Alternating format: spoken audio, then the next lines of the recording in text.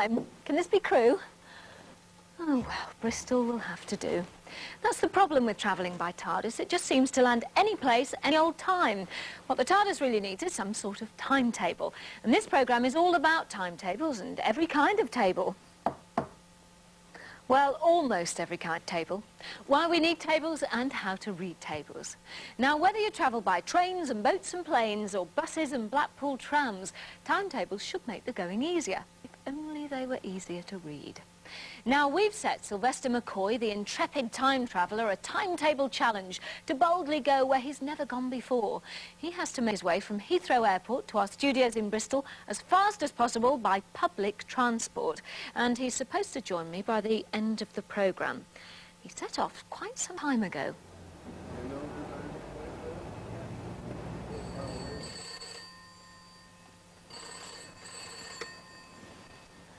Hello, Sylvester. Where exactly are you? Exactly. I'm at Heathrow Terminal 2, waiting for the coach to arrive. And where's that going to go? That's going to go to Reading. And according to the timetable, it comes every half hour. So there should be one here shortly. And how long will that take you? Well, it takes an hour to get from here to Reading. So I should be there about 9:45, I think. And according to the British Rail timetable, the train leaves at 10:10. OK, well, I wish you luck. Look, I must dash. The bus is here. See you later. And so the intrepid traveller sets off. Oh! That was earlier this morning, and I'm expecting Sylvester to phone again with his progress sometime later in the programme. Now, why do we need tables? Well, they're very handy ways of storing lots of information. But tables aren't just a jumble of facts and figures. For a table to be any use, it has to have some kind of order. Now, the simplest sort of table starts life as a list, and here's a list of groceries I buy regularly. I put the prices down the side, so it's just a shopping list, really.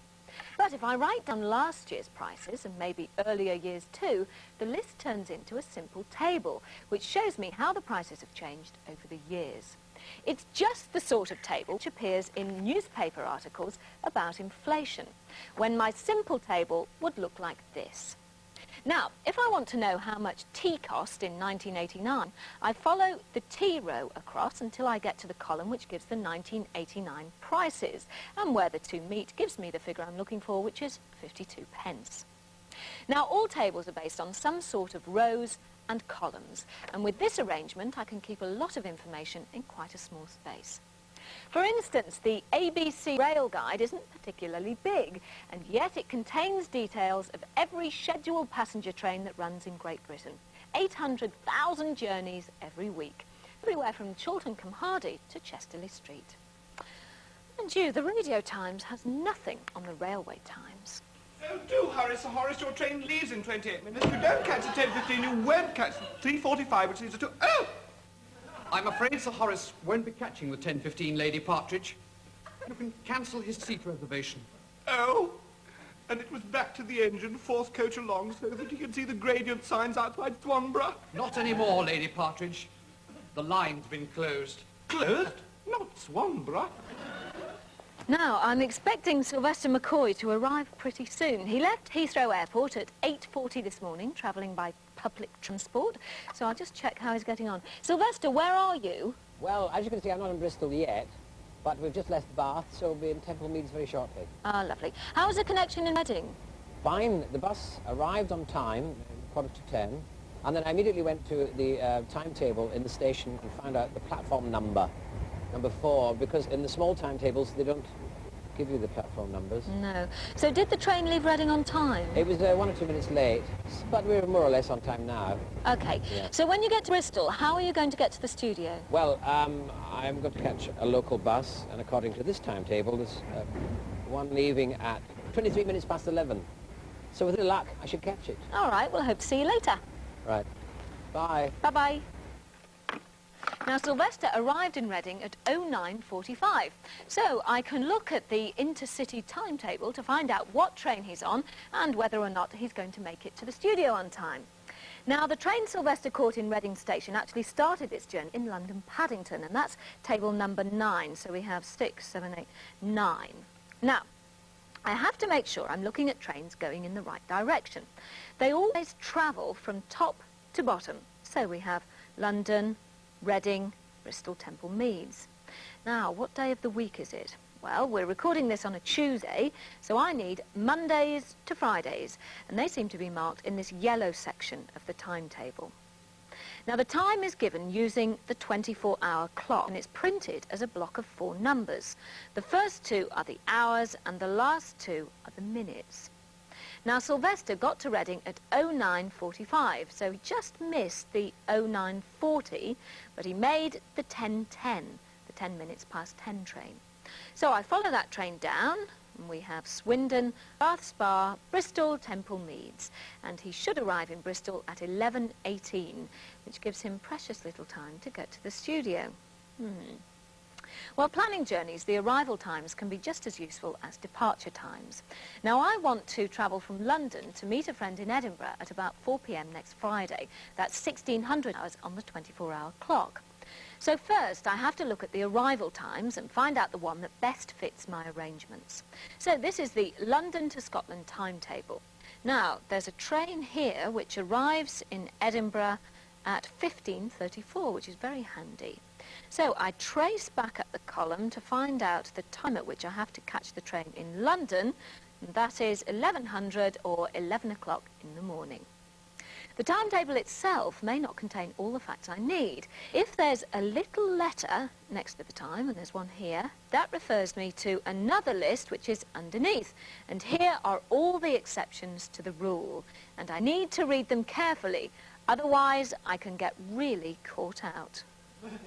I may have had the motive, Inspector, but I could not have done it. For I've only just arrived from Gillingham on the 8:13, and here's my restaurant car ticket to prove it. But the 8:13 from Gillingham doesn't have a restaurant car. It's a standing buffet only. Simple. I caught the 7:16 football special, arriving at Swindon at 8:09. But the 7:16 football special only stops at Swindon on alternate Saturdays. Yes, surely you mean the Holidaymaker special. Oh, yes. How daft of me. Of course, I came on the Holidaymaker special, calling it Bedford, Comerworth, Fendon, Sutton, Wallington and Gillingham. That's Sundays only.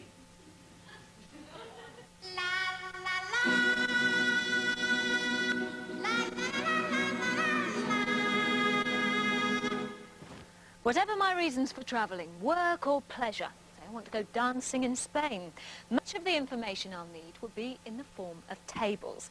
Now, travel brochures contain many tables covering times, costs, sunshine, temperature, and so on.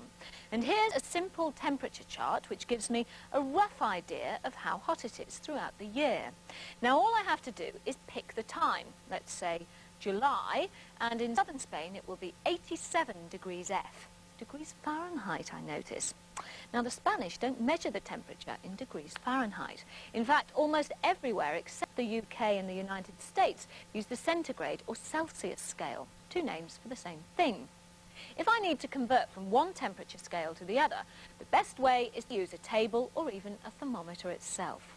Now, this one has both scales marked side by side. 60 degrees F is the same as 16 degrees C. Useful to remember. Now, if the temperature is 87 degrees Fahrenheit on the centigrade or Celsius scale, that's just over 30. 20 degrees centigrade is a pleasant room temperature, so 30 will be fairly warm. Just the thing to work up a mighty thirst. You drinking? You asking? At these prices, I'll be singing as well as dancing. It's all too easy to get carried away by unfamiliar currency. 109 pesetas for this, 500 pesetas for that.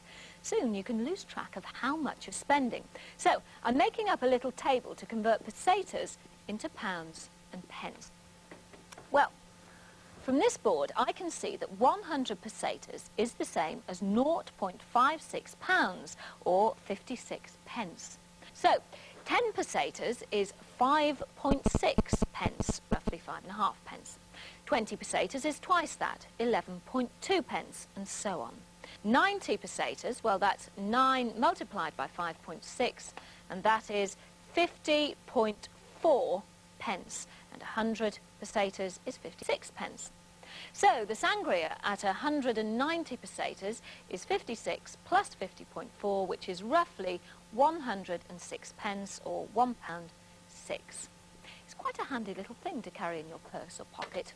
A good way to solve a knotty little problem. Just 500 years ago, in the mountains of South America, the Incas were considered the bee's knees. Their empire stretched over 2,000 miles, they built spectacular cities, and their pottery and goldwork were some of the finest the world had ever seen. There was just one snag. The Incas didn't use ink.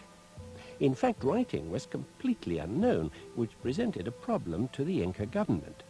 They needed to keep records of how much tax a village should pay. Luckily, for the government that is, someone had cottoned on to the idea of using knots. Lengths of string were tied onto a cord with each string representing different items, one for maize, another for potatoes, and so on. Knots tied in the string were numbers indicating the amount of each item. With these tables of information, or quipus, it soon became practically impossible to avoid paying taxes. The number of llamas owned or crops grown could all be knotted down and used in evidence against you. So, although only special quipu readers were allowed to tie and interpret the knots, it was really the government who were pulling the strings. If I'm planning to travel by road, the first thing I need to know, before I can plan anything else, is how long the journey will be. Well, here's a table of distances, a mileage chart, and at first sight it's pretty mind-boggling because it contains a huge amount of information. Now, suppose I have to deliver some stuff to a place in Fort William in the Highlands. Well, here is a list of places covered by this table. There's Bristol and there's Fort William further down. Now, the special feature about this table is that the rows and the columns have the same headings. There is the row for Bristol and there is the column for Bristol. Now, to find the distance from Bristol to Fort William, I put a ruler or a straight edge along the Fort William row and run my finger down the Bristol column. The place where they meet gives me the distance 482 miles by road. That's quite a journey. Now, if I say that's roughly 500 miles and I drive at a good average speed of 50 miles an hour on mixed roads, then it's going to take me 500 divided by 50, that's 10 hours, and that doesn't include any stops, so I better get going. Now, some people's working lives are completely ruled by tables. Time and tide wait for no one.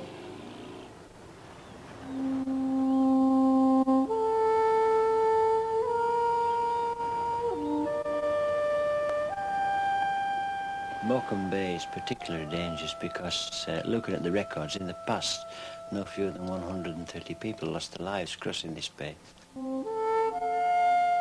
Those are the ones recorded, but there are others, many more besides, who haven't been recorded.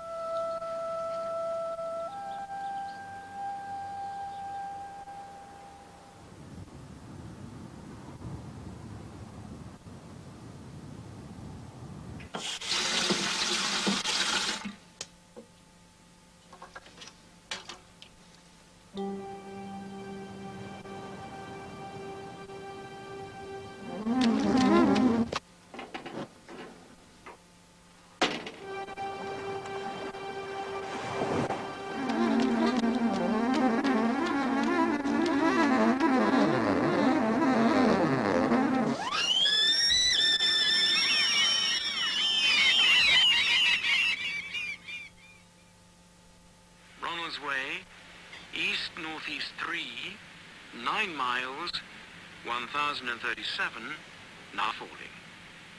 Malin Head.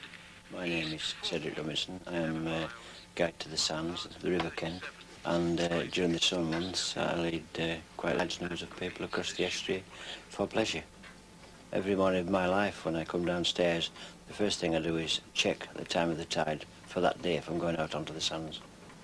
Anyone who is brought up to the sands really cannot follow the sands safely without referring to the tide table. In the days of old, there were no tide tables, and that's why there were so many people lost their lives out there, including the fishermen. The danger is when the tide comes in, on the highest of tides, it comes in at the speed of a galloping horse. No person could possibly outrun it. And the thing is, the tide never tires. Anyone who follows the sand for a living uses the tide tables. And the Floatborough fishermen, of course, they all refer to the tide tables. They fish not from a boat, from a formerly horse and cart and now tractors. go out for many, many miles if we've got high sandbanks. And I say they have to know the time of the tide because there are meetings out there where the tide comes in both ways, and that can cut them off. Bob Dickinson's been fishing Morecambe Bay for, well, almost 50 years. For catching whitebait, you must have up to 18 foot of tide. Higher the tide, and better the whitebait comes in. You look at your tide table before you go and pick your time, 3 hours ebb, say. That means that you're going 3 hours after high water, and that's your time you set off you can fish them, like.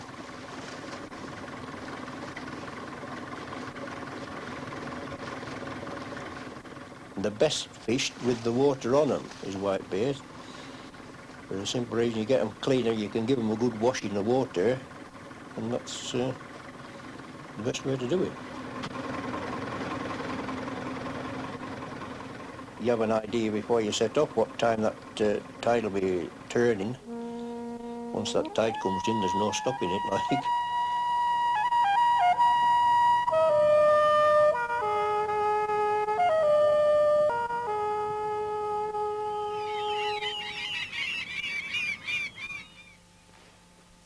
To pay or not to pay, that is the question.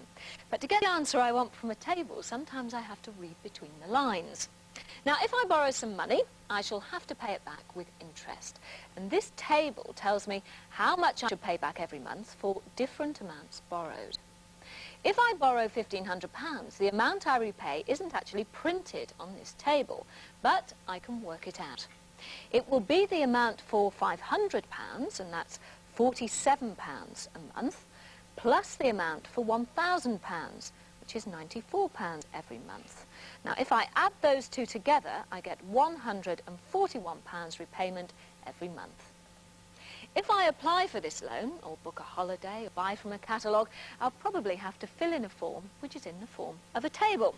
Again, it's a matter of rows and columns, which imposes some kind of order on what I'm trying to order. This time, there are just headings: description, item price, quantity, and so on. And I have to fill in the rest. Now, you can see I've ordered some essential holiday items: a pocket hammock, a portable bug killer, a clip-on fan, and so on. So this time, I've made up a table for somebody else to read. Now, I'm in a bit of a hurry, so I hope this stuff arrives soon. And here is someone else in a hurry. Yes, goodbye. Bye. See you again. Another day. Another time. It's always the same, isn't it? When you're late, people slow up, make you later still, trying to catch a train. I see some friends in Bristol. Got a timetable here. It is. These are fiddling things, aren't they? Paddington, Bristol. Here we are. I should catch the 4 o'clock. Time was, and if you wanted to catch a train, you would consult Bradshaw's Guide. Because in 1840, Bradshaw was the very first man to put all the times of all the trains in one book. No mean feat when you realise that in those days, nobody knew the real time. See, every town would set its time by a sundial, probably at noon in the middle of the town. So every town had a different time. It didn't matter, except to people travelling between towns, perhaps on the railways, or people trying to sort out timetables. For them, it was chaos. Glasgow, 17 minutes behind London. Birmingham, 3 minutes behind London. So trains from Birmingham to London would leave Birmingham 3 minutes after the timetable time to be in line with the correct time and the timetable time by the time they arrived in London, provided they arrived on time. If you went from London to Bristol, it was a perfect example of what would happen. You would travel from Paddington going west and arrive after 40 miles in Reading. When you read the time in Reading, you'd find that your London time was now showing 4 minutes fast. On you would go through Wiltshire. Lots of potatoes in Wiltshire, because they have devices for Chippenham. And Chippenham was the next major stop, about 90 miles. And there you would find that your London time was showing 8 minutes fast. On to Bristol, about 130 miles. And the Bristol fashion was to have a variation of 14 minutes. So now your London time was showing 14 minutes fast.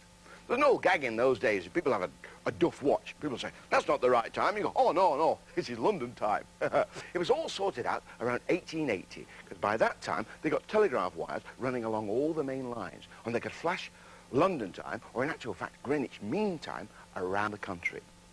But if you want to check those discrepancies today, you can still do it by looking in your papers at the lighting up times, because they follow the same variations. It's all due to the Earth moving under the sun at about 10 miles a minute. So London to Reading, 40 miles, 4 minutes variation. It works. But think about this. 10 miles a minute is 600 miles an hour. So the next time you're stuck in traffic or in a train that's not moving, don't grumble, because you're still travelling at 600 miles an hour. I mean, how fast do you want to travel? I'm going to miss my train. See ya. Bye-bye. Only a few more minutes to the end of the programme and Sylvester still hasn't arrived. Well, I can get a good idea of where he is if I look at a bus timetable. If you're a stranger in town, then one of the most difficult things is to find out which number bus you actually need. Well, the easiest way is to ask someone, one of the locals. But you can also find out either by looking at a route map or by scanning the destinations on timetables. Now, Sylvester will be travelling from Bristol Temple Meads Station to the studios here at White Ladies Road. And by looking at a summary of bus routes, I can see that numbers 1, 2 and 3 all call at Temple Meads and White Ladies Road. Now, if I look at the timetable for bus numbers 1, 2 and 3, Mondays to Fridays, Temple Meads going in the right direction, the buses are at these minutes past the hour. They are on the hour, 8, 15, 23 and 30 minutes past.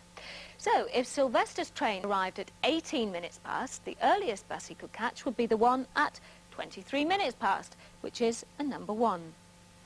Well, let's see where he is. Hello, Sylvester. How are you getting on? Well, as you can see, I'm on a bus. I'm in Bristol. Where precisely in Bristol, I don't know. Excuse me, could you help me? Where are we in Bristol now? Clifton. Well, how much longer will you be, Sylvester? Because we're nearly at the end of the programme. How long do you think it's from here to the BBC studios? About 4 minutes, 4 or 5 minutes. 4 or 5 minutes, the lady says. But, Sylvester, there's another programme due in 2 minutes. 2 minutes? Yes, and you'll be keeping millions of people waiting. Driver? Oh, well. There are tides in the affairs of men, but television, like trains and the TARDIS, waits for no man. The next programme's about looking after your money. There could be lots of interest, so don't take a rain check.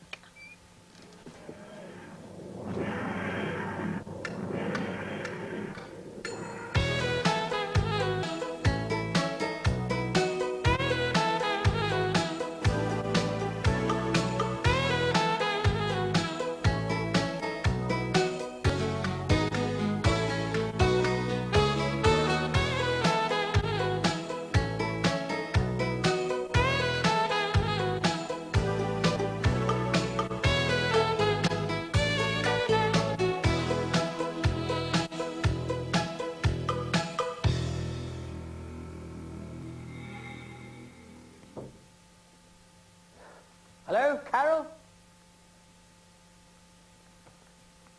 Anybody there? This is Dr. McCoy. Beam me up, Scotty.